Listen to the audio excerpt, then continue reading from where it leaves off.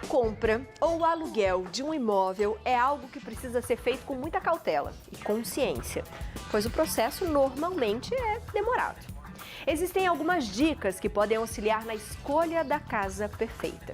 Sobre isso, a gente conversa com ele, o consultor imobiliário Rodrigo Costa Rô. Seja muito bem-vindo à nossa casa, como sempre. Muito obrigado pelo convite. Ele é meu uma vez. Muito obrigado. Sempre dá medo, ainda mais quando a gente fala assim, vou fazer conta, né? É. Porque o aluguel, a gente fala, ai meu Deus, esse dinheiro que eu não sei se volta. O imóvel, mas agora eu vou ficar tanto tempo pagando. É difícil a gente pensar, o que a gente tem que dica que seria a primeira dica pra gente pensar, o que eu quero? Isso ou isso? Exato. Então, né, boa tarde para todo mundo. O que é bacana a gente pensar? Cada pessoa tem um momento de vida, né? Então é justamente o que você falou, né? Não dá, o que é bom para mim hoje talvez não seja bom para você. Então é analisar o cenário, né? É óbvio que quando a gente fala de aluguel, é um dinheiro que realmente vai e não volta. E não volta. Né? Mas será que eu tenho um planejamento, eu vou ficar tanto tempo de aluguel, né? Vai entrar algum recurso? O que eu vou fazer?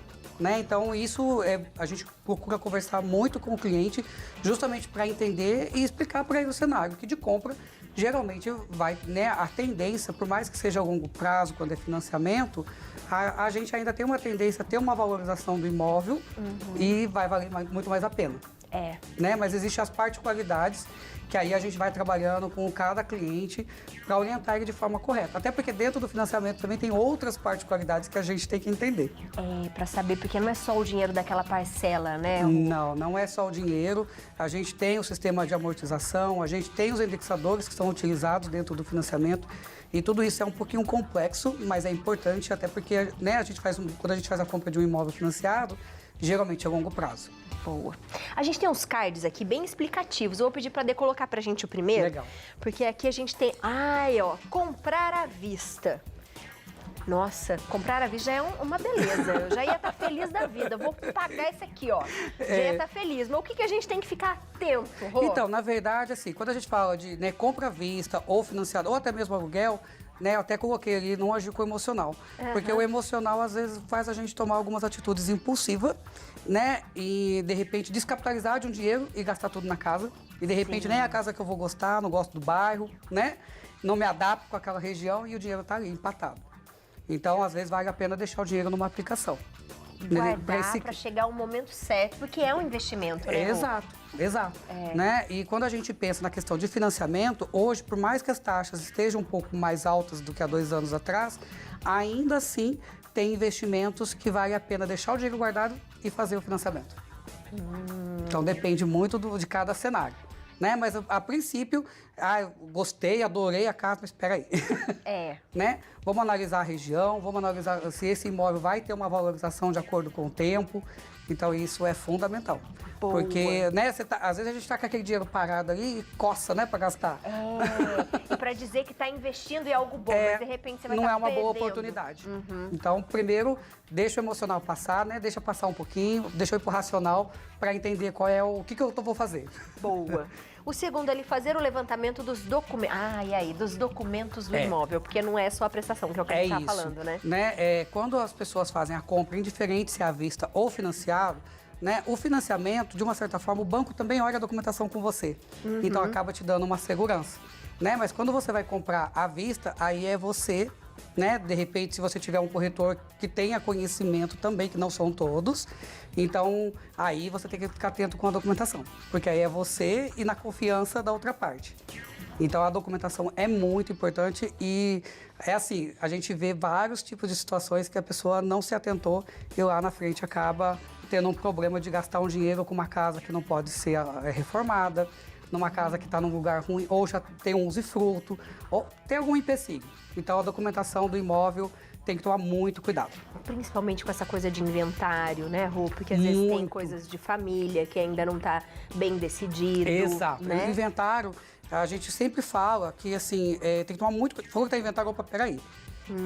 Para tudo. Já levanta a mantelinha. Exatamente. Não vamos entender, porque tem que ter o formal de partilha, tudo averbado, tudo descrito na matrícula do imóvel. Porque senão você não consegue depois resolver.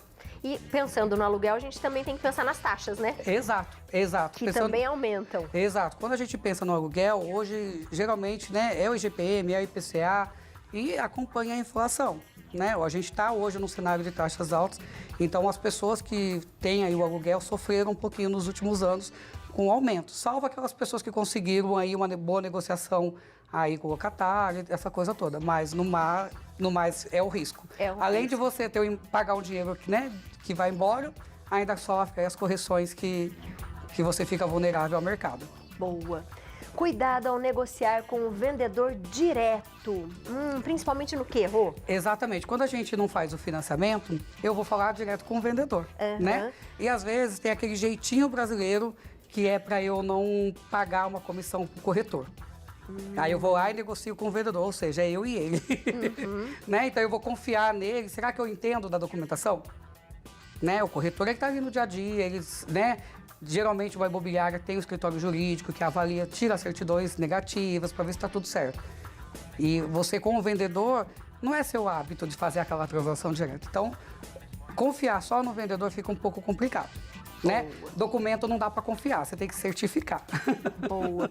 E avaliar, que é o que a gente falou ali no começo, o bem estrutural, né? Se vale a pena, como é que ele tá, se tá em ordem. Exatamente, né? E até no financiamento, quando a gente faz o financiamento, o banco manda um engenheiro fazer a vistoria. Né? E eles querem enganar a gente, viu, Rô? Né, Léo? Como assim? Como assim, Léo? Fala que o negócio tá bom, mas o negócio tá médio, não é, Léo? Me fala, passei por isso, viu? Olha, enfim, passei por isso uma locação, quando eu fui abrir as torneiras não caía água, não saía nada. Uma beleza, viu? Mas ó, ficar esperto. Ficar esperto.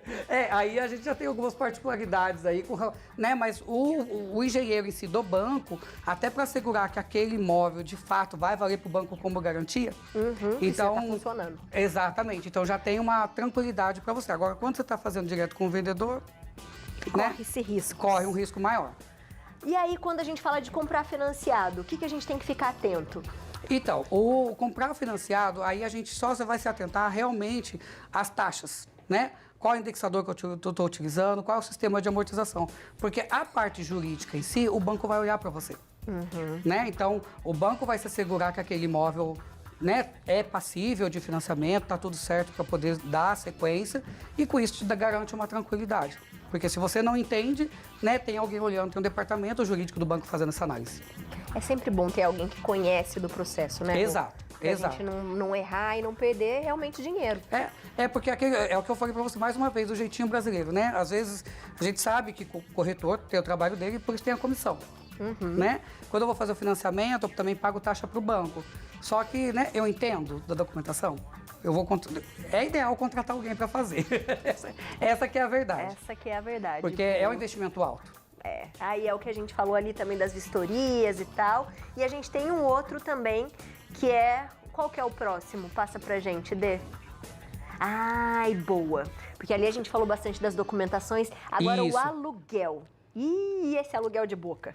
E aí? Né, quando a gente fala... o aluguel de boca é muito complicado. Porque... acho que para ambos os lados, né?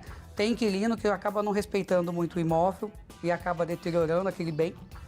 Né? E tem aquele inquilino também que às vezes sofre alguma situação e não consegue pagar. E aí? Como é que você vai tirar ele dali de dentro? É uma situação bem complicada. Né? Então a gente, mais uma vez, né? Contratar realmente uma imobiliária, você vai pagar ali uma comissão, mas você fica um pouco mais tranquilo com relação a isso. Que tenha contrato, que esse contrato seja válido. Exatamente, tem contrato. Na maioria das vezes tem o seguro, né? Tem um seguro, tem um calção, então tem um fiador. Então, é uma segurança maior para ambos os lados. Rô, quando que a gente pode pensar, por exemplo, assim, que eu achei legal quando você começou a falar. De repente, eu quero pagar um aluguel de 2 anos e nesse período tentar guardar um dinheiro ou tentar pensar numa futura casa ou de repente na própria casa que está alugada. Como que a gente consegue meio que organizar essa coisa do aluguel e de repente de ter o seu próprio imóvel? Isso é bem legal. Porque aí a gente pode pensar até no financiamento, né? Porque teoricamente, se eu pensar no financiamento, eu teria que ter na média 20% aí que é o que os bancos pedem para entrada. Então, eu faço um planejamento financeiro aí de guardar esse recurso para que eu possa entrar com financiamento lá na frente. Né? Tem algumas campanhas que chegam até 90%, mas 80% é a média, isso desde quando existe financiamento, os bancos trabalham. Então, a gente faz um cálculo aí para, olha, quanto que eu tenho que guardar por mês dentro do imóvel que eu estou buscando.